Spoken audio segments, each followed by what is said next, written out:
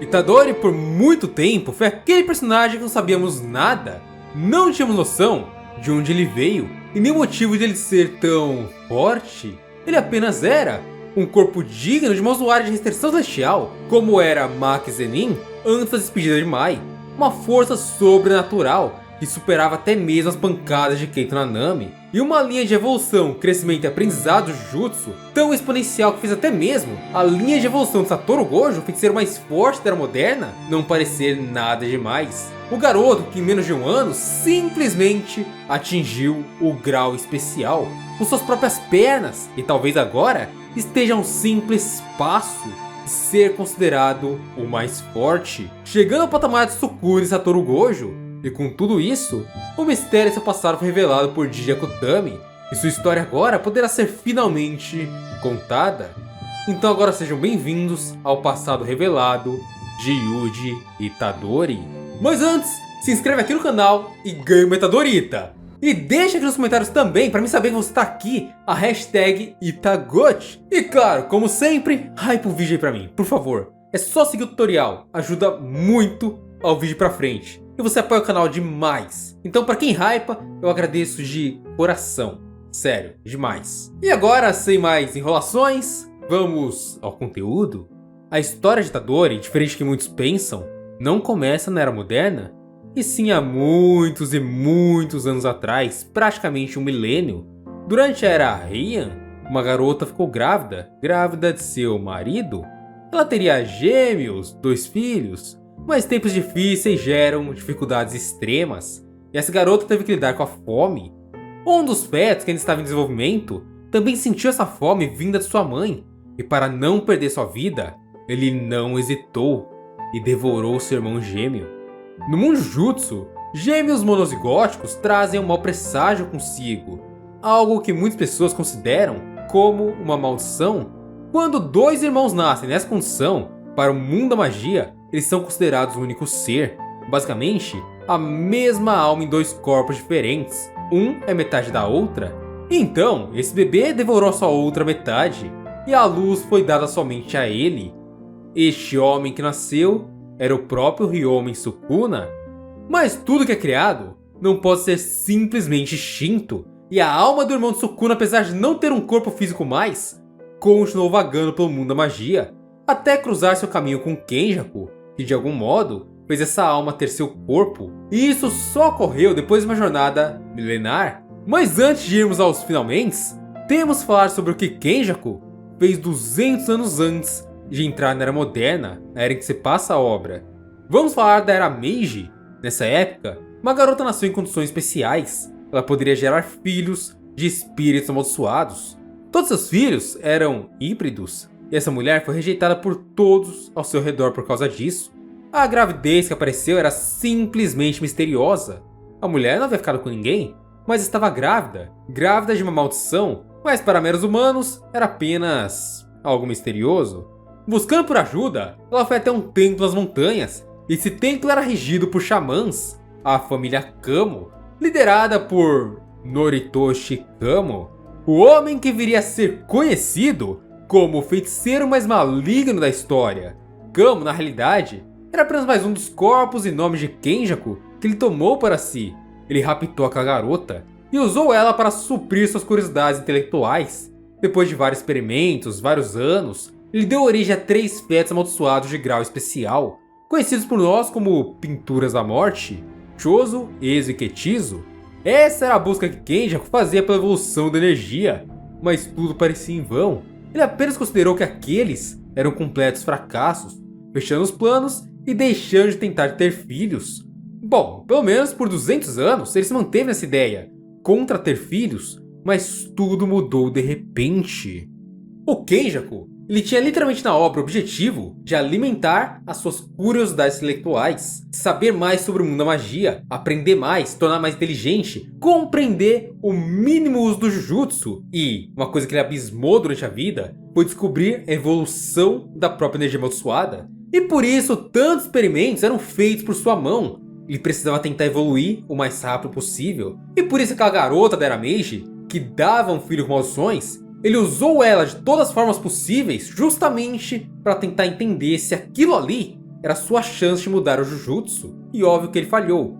Mas houveram muitos testes como vocês viram, e todos eram brutais, mostrando que Kenjaku simplesmente não tem humanidade alguma. Ele não sente nada pelo seu próximo, ele não liga as pessoas a saírem feridas, e isso é bizarro. Já na Era Moderna, um homem chamado Asuki teve um filho. Uma grande chance de essa criança também ter sido projetada pelo Kenjaku. E esse corpo era o que habitaria a alma do irmão de Sukuna. Essa alma passou a usá-lo sem nem mesmo ter a consciência de quem ela era ou o que era. E esse corpo foi nomeado e chamado de Jin Itadori. Durante a vida, Jin se apaixonou por uma garota. Essa garota chamava Kaori. Não demorou muito e os dois formaram um casal. Jin pretendia ter filhos com ela e tentou várias vezes, mas simplesmente Kaori não engravidava. Até que aconteceu uma tragédia. A menina acabou sem vida. E foi aqui o próximo passo de Kenjaku. Com sua técnica amaldiçoada, ele tomou o corpo daquela mulher e assumiu sua personalidade. Nos momentos de luto, tristeza e sentindo a falta de Kaori, aquele fantoche feito por Kenjaku acalmou e agradou Jin. Pelo menos aos olhos dele, aquela era sua esposa, e os dois tiveram finalmente um filho. E aqui se inicia a história de nosso protagonista, o filho de Jin e Kaori Itadori, dominado pelo Kenjaku. Este garoto era Yuji Itadori. E aqui sabemos já que Kenjaku deu muito duro pelo seu plano. Literalmente ele fez isso. E para quem se pergunta sempre, sim, ele reproduziu lá com o Jin. E aí acabou que nasceu Itadori, que é, entre aspas, se olhar pelo aspecto de alma, um filho do Sukuna, já que Jin e Sukuna teriam a mesma alma. E por causa disso, a alma de Itadori é filha de Sukuna com Kenjaku. Olha o nível da bizarrice. E óbvio, Itadori foi um xamã planejado para nascer. Houve um preparo de Kenjaku, houve uma construção, houve toda uma organização ali para ele sair como experimento perfeito, para ele ser a próxima experiência que Kenjaku iria analisar.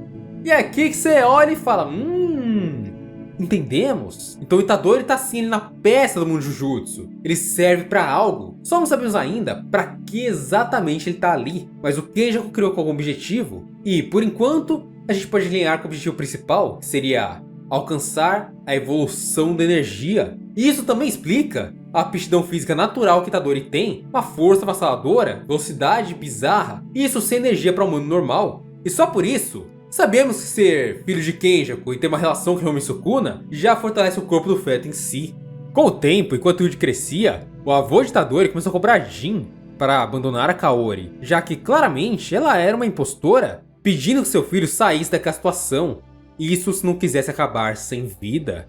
Itadori nasceu em Sendai e viveu toda a sua vida como uma pessoa normal, sem saber nada sobre quem eram seus pais. Ou melhor, sabia quem era, mas não sabia do passado, não sabia a realidade. Na real, Yuji Itadori não tinha sequer a noção que existia um mundo onde xamãs e maldições lutavam em uma guerra milenar. Em algum momento, houve um rompimento na vida de Itadori, e ele ficou sob os cuidados de seu avô.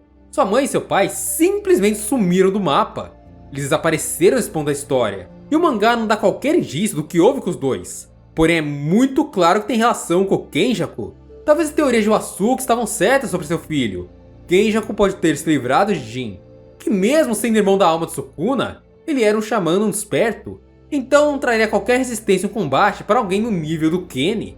Depois disso, o xamã milenar seguiu seu caminho, indo por um destino diferente, e tomando outros corpos, até parar no que já sabemos, o corpo de Suguru Geto, com o objetivo já de seguir seus planos e tirar Satoru Gojo de jogo. Então temos essa quebra em o que aconteceu com Kaori e Jin nesse tempo. Eles apenas sumiram, e sabemos que a partir daqui, o Asuki cuidou daquele ponto em diante da vida de Itadori. Ele foi o responsável legal pelo garoto, por todo o período até ele falecer no comecinho da obra. E Jin ou a Kaori simplesmente não deram mais as caras, mas sabemos que o corpo da Kaori provavelmente foi descartado pelo Kenjaku, já que ele trocou de corpo. Então, ou ele jogou ela em algum lugar aleatório, ou ele só apagou aquele corpo desistente de algum jeito. Seja por ataque jutsu, seja exorcizando, seja reduzindo a cinza, ele fez alguma coisa com aquele corpo. Ele não existe mais. E olha só que interessante, o avô de Yuji provavelmente também não entendia ao certo o que estava acontecendo, mas ele pedia para o seu filho se afastar. Tudo dá indício que o avô de Yuji não era um xamã, então conhecimento do mundo da magia ele não tinha. E provavelmente por estranhar a situação, ver aquela mulher com aquelas coisas na cabeça, aquelas ideias estranhas, a mudança que teve da Kaori pro Kenjaku, aquilo incomodava muito o velhote. E por isso ele foi avisar seu filho, mas não tem como dizer que ele sabia exatamente o que era aquilo. Vou chamar de aquilo porque, sinceramente, é um monstro. As memórias de Itadori sobre o início da vida são bem vagas. Ele lembra o rosto de seu pai e lembra de sua mãe ter uma cicatriz na testa. Mas tudo é sempre bem vago e misterioso em sua memória. De forma bem sombria ele lembra de tudo. Aos 6 anos, ele saiu de sua cidade natal e indo para um outro local com seu avô, se afastando de Sendai. Nesse local, ele morou por um bom tempo por causa do trabalho de Wasuki, e pareceram sim bons anos, e depois ele foi embora, só voltando para a cidade no momento em que um amigo de seu avô acabou falecendo, e eles foram prestar seus sentimentos. Itadori já tinha 10 anos nesse retorno, 4 anos depois. Durante a infância, Yuji fez tudo que uma criança normal e saudável faria. Ele gostava de ir ao cinema da sua cidade, ver vários filmes, mas os momentos que ele mais gostava era quando saía da cidade de seu avô, indo para um lugar que tinha uma área muito verde. Quando novo, ele brincava nos campos de arroz pegando gafanhotos. E essa fazenda que ele brincava pertencia ao Asuki. E também havia uma casa por lá, onde Itadori passou algumas vezes durante a vida, e até mesmo seu pai e sua mãe chegaram a frequentar aquele local por um tempo, antes de eles sumirem. Porém, tudo segue muito sombrio e obscuro. Sabemos apenas que Itadori pescava lagostinhos no lago do parque, brincava de arco e flecha e também amava a neve, ficando sempre empolgado na época de Natal, principalmente com as histórias que envolviam o Papai Noel. Kenjaku não parecia interferir na vida de Itadori. Tudo parecia normal demais. Inclusive com Yuji crescendo e frequentando a escola normalmente, como qualquer outra criança. Apesar de uma força completamente desumana o acompanhando a todos os lugares, o que dava a ele vantagens bizarras nos esportes, mesmo sem energia amaldiçoada, novamente pontuando isso. Porém, o ponto mais interessante é que Kenjaku foi interferir somente no momento certo. Ele sempre esteve observando e acompanhando seu garoto de longe, sabendo quem se aproximava e quem eram seus amigos. No fim, foi ele quem induziu Yuji a se encontrar com o dedo de Ryomen Sukuna, algo que no fim acabou com Yuji devorando como um objeto amaldiçoado. E por toda sua genética diferenciada, ele se tornou compatível com o objeto, sendo literalmente a chance de 1 em 1 milhão. Mas não aleatório, não foi sorte, e sim planejamento. Dessa forma, tudo foi como Kenjaku queria, e seus planos finalmente se alinharam. E bom, entendemos que induzir Yuji a comer um dos dedos de Sukuna sempre foi um plano, já que Kenjaku tinha pactos com Ryomen Sukuna para cumprir. Então ele tinha que trazer o Rei das Maldições de volta para a Era Moderna. E também, somente Sukuna era o único xamã que ele conhecia que daria algum gostinho de lutar com Satoru Gojo. E também, o único que ele conhecia que ele sabia que poderia vencer o Gojo. E por isso, trazer Sukuna foi uma boa para ele, já que os dois aparentemente tinham um pacto de não agressão. Lembrando que Sukuna foi bem aliado ao Kenjaku durante boa parte da obra, sem ter qualquer questionamento das ações de Xamã. Ele só fazia o que tinha que ser feito, como um tipo de contratado do Kenjaku, tanto que o próprio Gojo zoa o Sukuna por isso, por estar ali obedecendo às ordens daquele cérebro de nós todos. E outra, o Kenjaku claramente planejou Itadori não só para ser um receptáculo, afinal, se fosse um receptáculo, ele daria para qualquer pessoa, como ele deu Yoros para qualquer pessoa, o Hajime para qualquer pessoa. As pessoas simplesmente se adaptaram. Ele poderia dar os dedos de Sukuna para alguém e simplesmente depois usar a transmutação ociosa e fazer aquela pessoa ser um receptáculo perfeito, mas não. Isso aqui é uma teoria, mas provavelmente Kenjaku não queria só o receptáculo perfeito, ele queria a prisão perfeita para conter Ryomen Sukuna e cada vez mais ter controle sobre a alma daquele xamã. Isso é minha teoria pessoal. E é o que eu acredito que ele queria através de Yuji. Mas enfim, não tem como sabermos o que está guardado para esse moleque ainda. Não sabemos qual é o seu destino final, não sabemos em que ponto ele vai parar. Quem sabe Kenjaku só queria criar uma vida mesmo, criar um filho forte capaz de superar o rei? Não tem como saber.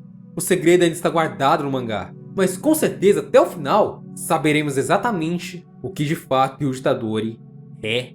Não esquece de se inscrever para ganhar uma Itadorita. Vai aqui nos comentários, deixa a hashtag Itagote. Eu quero saber a sua opinião sobre tudo isso. É sério, é bem importante para mim saber. Eu faço um vídeo com base nisso. Então, sugere aí. Não esqueça de ajudar a hypar o vídeo aqui para levar mais pessoas. Obrigado de coração e vejo você no próximo vídeo.